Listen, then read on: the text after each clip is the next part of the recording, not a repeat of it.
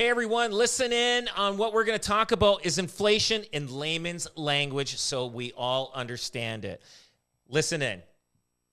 Hey everybody, I'm here with Conrad Serini with REMAX Escarpment and REMAX Niagara and Brian Hogman with Mission 35 Mortgages and myself. And we're going to talk about inflation. Now, I'll tell you something. These guys know way more about it than I do. All I want to know is inflation. So if they raise interest rates, isn't that inflation? If they keep interest rates down, that's inflation. So I don't get it. I don't get it.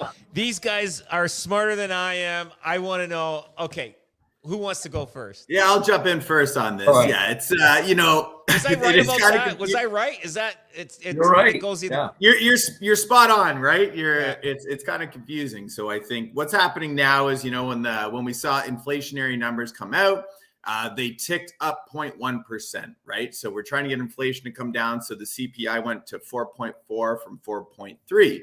So why that is though is, and that's not, like I say, I'm not losing sleep over it, nor should I think anybody else should as well too, but it's a great headliner to read it. But what that means is it makes sense because 1/3 of that inflationary number is made up of shelter costs.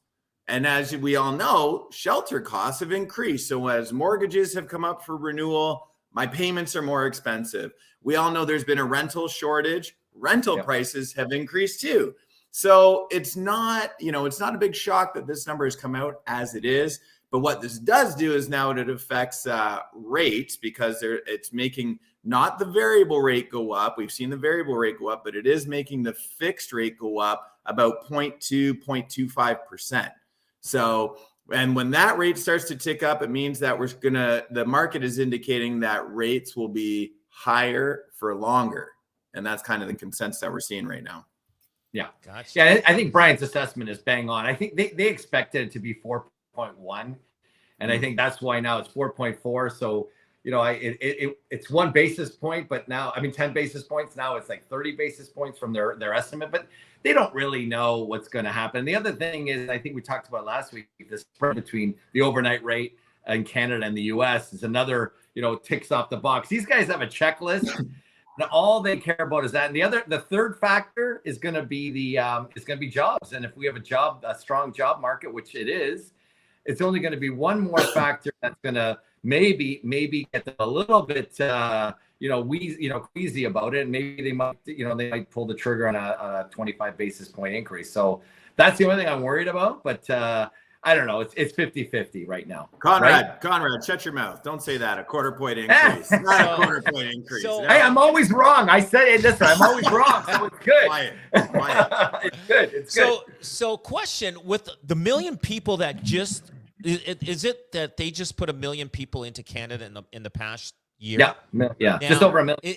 Is that going to affect us in 2 years or a year down the road? Now, these people are going to be the best savers. They're going to be looking for housing, and some of them are actually living in hotels right now because we got like in Niagara, there's hotels filled with refugees, and think about what the government's paying for this. The government's paying probably $500 a night, especially in the summertime, with hotel occupancy. What do they do with these guys? They can't, there's not enough rentals right now to supply these guys. Now they're bringing more people in. Is this going to cause problems for us in 1 year to 2 years down the road with all these immigrants coming in? With the question. Yeah, it's true, Rob. There's just so much demand. And it's interesting what Doug Ford did the other day. They're splitting up all those municipalities that were under Peel. And the reason he's doing this, especially because Mississauga, there's big savings from Mississauga. And these municipalities must see savings because he did roll back development charges and things like that. So that it was smart what he did. They can realize some interesting savings. We can get this whole development thing going because they did reduce development charges. So we'll see some more affordability in the system. So it's a very positive domino effect. And yeah, you're right. We're in a crisis. Like if just buy real estate. We've said it 1 million times. Just grab it, hold it, buy it as fast as you can. You know, the other thing that I think Toronto has done that you can make up to 4. Tell me if I read this right. 4 units per household. Yes. Mm-hmm. Yeah. That just came out in the paper just this week. Yeah, they just did. Yeah, it's a revolutionary thing that they've done in terms of what they're looking at in terms of they want to solve this crisis. That homelessness crisis, And they're trying to do as fast as they can, and this is the fastest way, because they know there's a little bit of they're behind on building. The builders aren't going out building. They're not selling as much as they were. They're falling behind the 8 ball faster than ever now, just because of these builders. It's like I don't know what's the cause of the builders, the levies. Is it the development charges? Well, when you look at development charges and land transfer tax and HST, like on a typical townhouse, you could be talking like $200,000 to $250,000. And then in Toronto, you got the double land transfer tax, so that's even on top of it. It's big numbers, so they've got to pull it back. The housing starts were down, and we talked about that too. But what's great? There's a little glimmer in the U.S.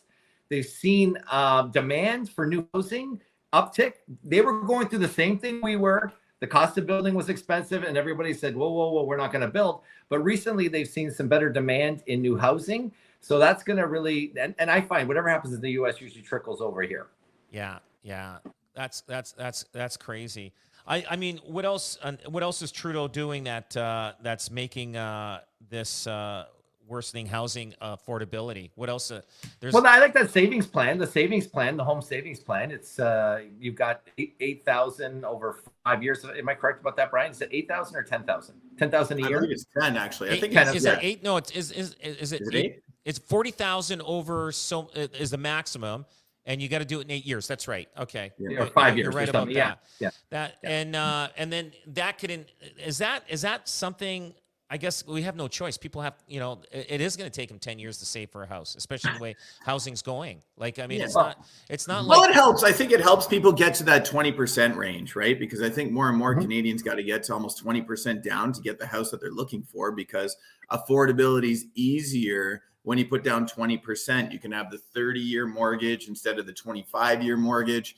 And then you get, hopefully the issue that I'm concerned about here is because rising rates isn't going to help the situation right now, because we can't increase rates because of the inflation.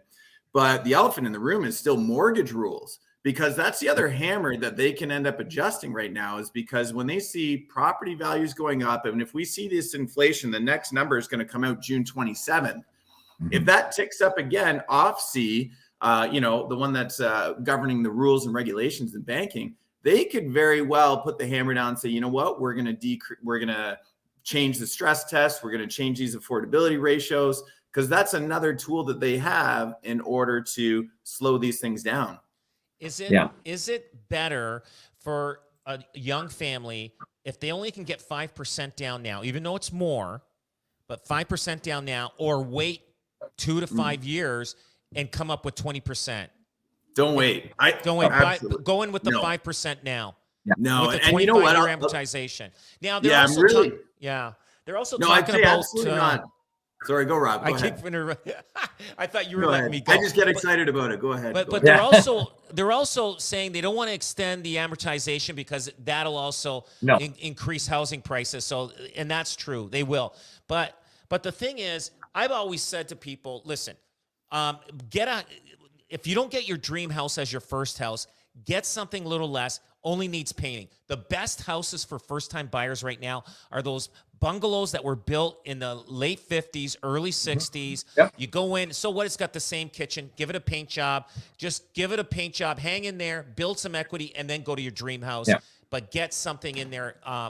Just own real estate, because you stop inflation on yourself of saving and trying to save money to do that. But the 5% down. Yeah. So you get a lot of. Yeah, I was going to say just on that. It's 5% down, buy the house right away. Number two, we've seen some people now, and we've got a lender right now that will actually, if you've got one of those bungalows for $500,000 or $600,000 with a basement that could be finished, we're actually seeing people do a purchase plus improvement mortgage now and using that money to renovate the basement. And on that program, there's a certain lender that'll actually use the future income to help them qualify for more. It's beautiful right now for people, because it's expensive. And to your point, Rob, don't wait to save up the 20% down, because the other thing that I've seen happen, which we just talked about, yes, we're all in agreement that the wealth builder, the values are going up. But number two, you could get screwed out of your approval with mortgage rules. You could approve today, and I've seen it happen so many times year over year, where you wait to save up more money and you're not approved 6 months from now because a new rule or regulation came in. Beg, borrow, and steal. Those savings programs are good for kids that are 18, 19. You have young kids down the road. No, seriously. And you start to plan for your kids, down the road. But right now, look, in Burlington, like downtown Burlington is only up 7% from January, but the rest of Burlington is up 11% from January benchmark price. So Burlington's exploded. It's funny because Burlington is only 1 month supply, so prices are escalating there. And it's only going to be a matter of time when it starts to feed into other areas. So it looks like Burlington is like the epicenter. Look, if you wait too much time, you're going to get lost in the shuffle because of prices. Because I don't see anything happening. There's nothing on the horizon about default rates or whatever. Look, default rates, if they did increase, it would mean more inventory to sell, which would be great. The other thing I think the government might do, and they've done it all over the world, especially in the UK, and they just announced something incredible in the UK, which was that they now they've gotten rid of the in terms of getting rid of your tenant with cause. Now they've really tied it up. They also have, if you have 5 or less units in the UK, you can only all your income is taxed. You can't write off the interest. So you might see something getting into that investor thing. I was at an apartment association meeting the other day. They're looking at taxing the lift. So if a tenant moved out and you're at that new market rent, they want you now to register that amount, because eventually they want to probably tax that lift on the unit. So they might start to look at the investor to free up units, because that'll frustrate, some moderate, like lower end investors. That might frustrate them and they'll sell. That's right. Because I was just reading that Britain, where there's no fault evictions, have more than doubled in recent years. The government is on the cusp of sharply curtailing the ability of landlords to evict tenants on a whim under a pretext designed solely to raise rents. That's right. I was reading that. No, but France is doing something also too, because landlords are evicting tenants to profit. The one thing is, I find that, like I said, we all love real estate. We promote it. The one thing is, I truly feel 2021 and 2022, it's going to repeat in 2026 and 2026 and 27, and that's not that far from now. I really think that in 2027 is going to be the height. And we're going to repeat 2022 there. That's my opinion. That's why I always say, people, buy now, because you will gain so much equity in the next 3-4 years from now. So great advice. Yeah, and buy the entry level. Buy the entry level in your neighborhood. That's key. Absolutely. Buy the entry level, because all boats rise. That's your best strategy by far. Yeah. That is awesome, guys. Listen, thank you so much. I appreciate it. And Conrad, thanks for being on here. You're in Italy right now, going to a wedding. And Brian, you and I are still here in Hamilton, just sticking around. Yeah. Anyway, guys, have a great weekend, and we'll see everybody later. Take care. Thanks. Thanks, guys. Bye.